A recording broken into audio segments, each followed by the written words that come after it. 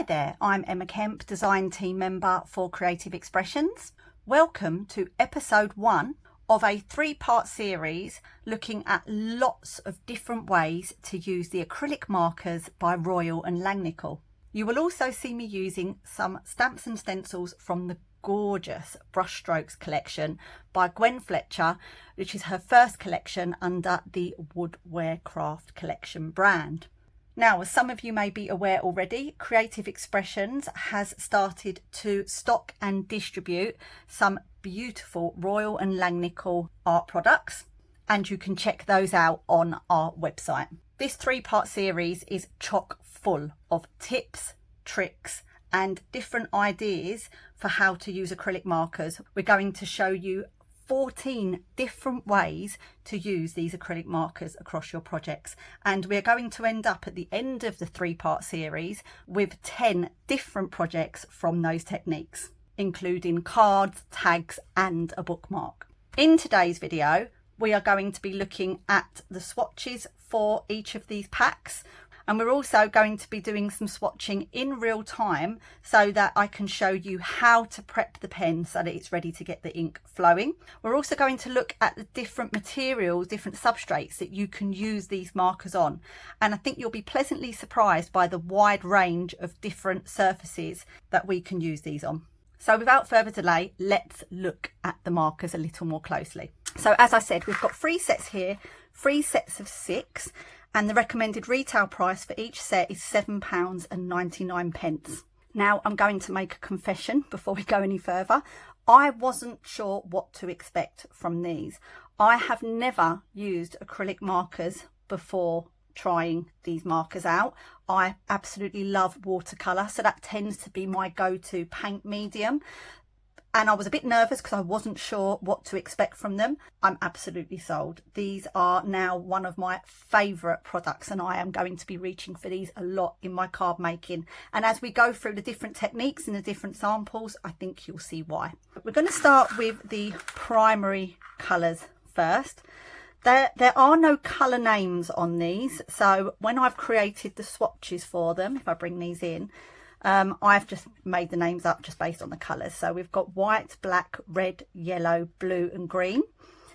These have a fine tip, each of the packs do, 1.2mm fine tip.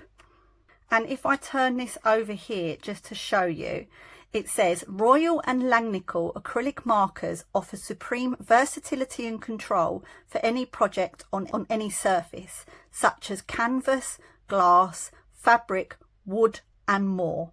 So you can see here, for example, they say they can be used on canvas, on denim, on leather, on glass, on wood and many more items. And we are going to show you examples here of lots of different substrates we can use them on as card makers. I've already swatched these, so we don't have to go through those, and I've also swatched the hue shades. However, I haven't swatched all of the neons, and I've done this on purpose because I actually want to make sure there was at least one that hadn't been used so that I can show you in real time how to prep the marker so that you can get the paint flowing well. So here we've got the swatches for the primaries.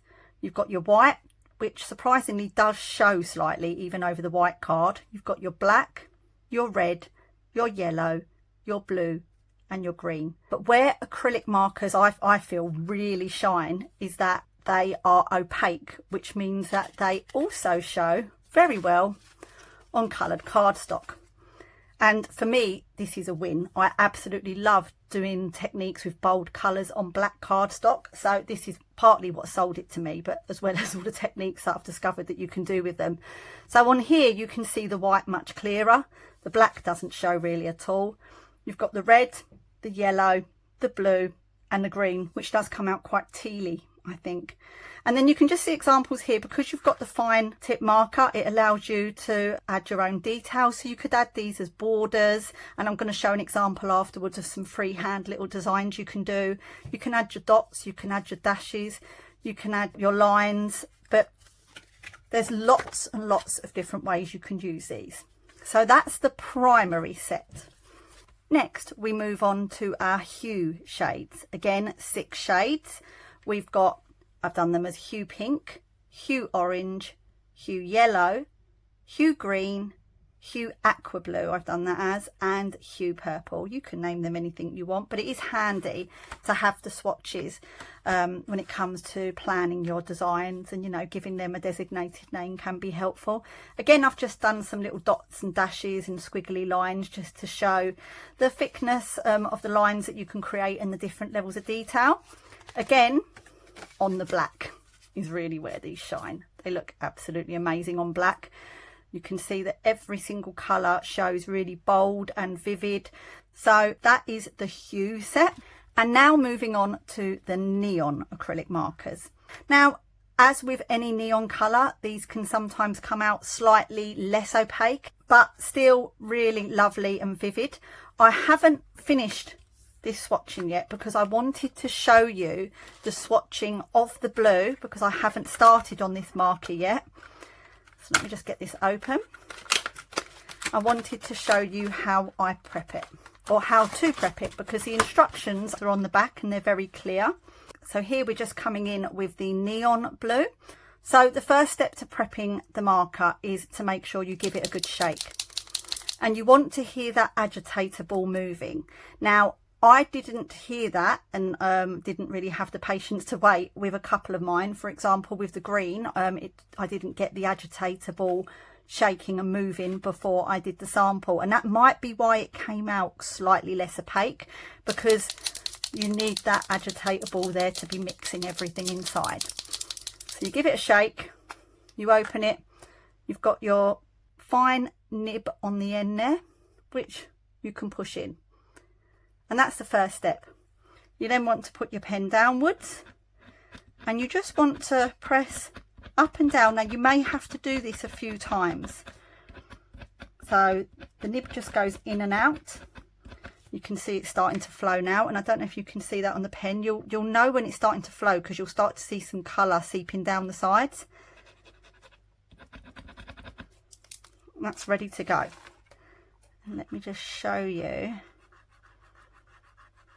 Beautiful colour, absolutely lovely. And look at how smooth that has gone on. Really gorgeous. I absolutely love these for their opacity, for their vibrancy. These are going to give us so many more options over black. And when you think about it, particularly over coloured card, to get a bold colour on coloured card like that is going to be, especially dark card like black, is going to be very difficult unless you're using coloured embossing powder.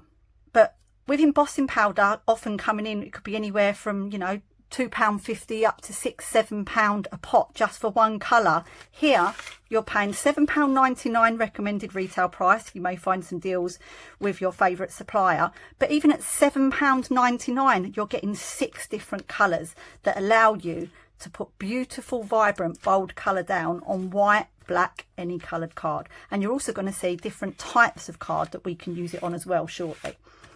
So that's the neon blue. I'm now going to show you these being swatched in real time on black, but I'm going to speed it up and pop some music on.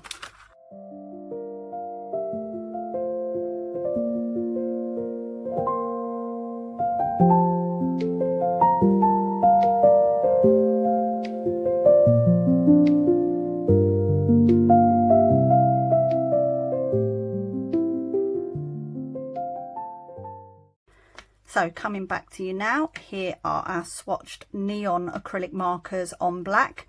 And actually, very similar to the white, there is still a slight less opacity to these compared to the hues and compared to the primary acrylic markers. And like I say, you do tend to find this with neon colours. Interestingly enough, the neon purple and the neon blue does seem to be more opaque, but that actually has less of a neon vibrancy to it. The true neon shades are slightly less opaque.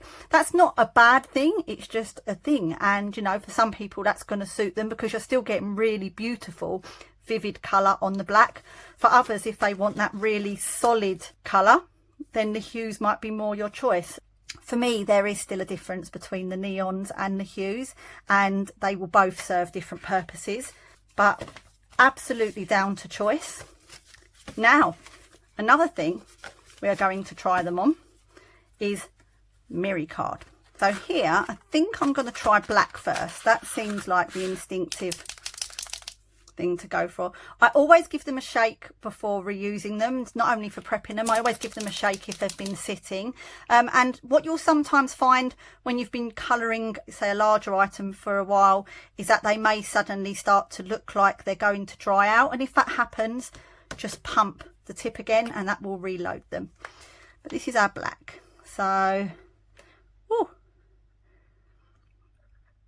don't know if you can see that. I'm going to bring it up. Look at how bold that is. That's amazing. And these dry super quickly. And they dry with like a chalky finish, which is quite interesting because very often with acrylic paints, you'll get a plasticky finish. But these actually dry with a chalky finish, which is going to be very useful for some of the techniques we're going to try. Let's just try a couple of other colours. We'll try the white. Yep, the white shows lovely. Let's try the yellow because it's so close to the gold and just see what that does. Again, just give it a shake. And they also have no odour. So for those who are sensitive to strong smells and odours, that might be reassuring. This red is beautiful. It's got such a creamy texture to it. Let me just have a go at seeing what the neons look like on here because they are slightly more translucent. Let's see if they do show. Let's look at the green because that was probably, let me put the lid on before I shake it or I'm going to paint everywhere.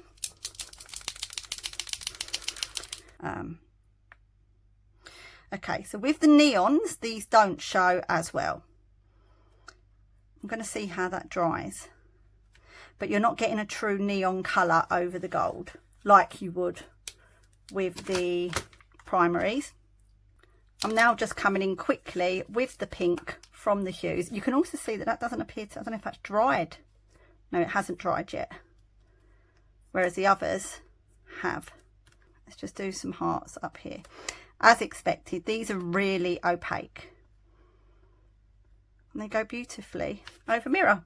Primaries and your hues are more opaque than your neons. Your neons are still beautiful in their own right. They've got lovely colours and they are still opaque, but not quite as opaque as these two. So for techniques going over mirror card, these are your guys. Let's try it next on. We've got acetate and vellum. I'll come in with one of the primary colours first. Now we've already shaken this, so I think this should be okay just to go ahead. Oh, look, that is amazing. And I suppose it makes sense because they work on plastic, they work on glass, so you would expect them to show up really well on acetate. Let's try one of the hues. Colour is beautiful. This is right up my street. Beautiful. Look at that. Absolutely gorgeous, smooth. They've got such a creamy texture. I love these so much. I did not expect to like these quite as much as I do. Right, I'm going to try two of the neons with this. I'll do a little test here because I think the orange neon, if I remember correctly, was a bit more of a transparent one. Oh, okay. I might actually try several neons.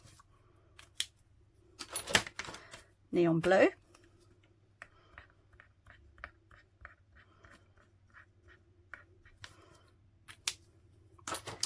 Let's try the neon green because that was the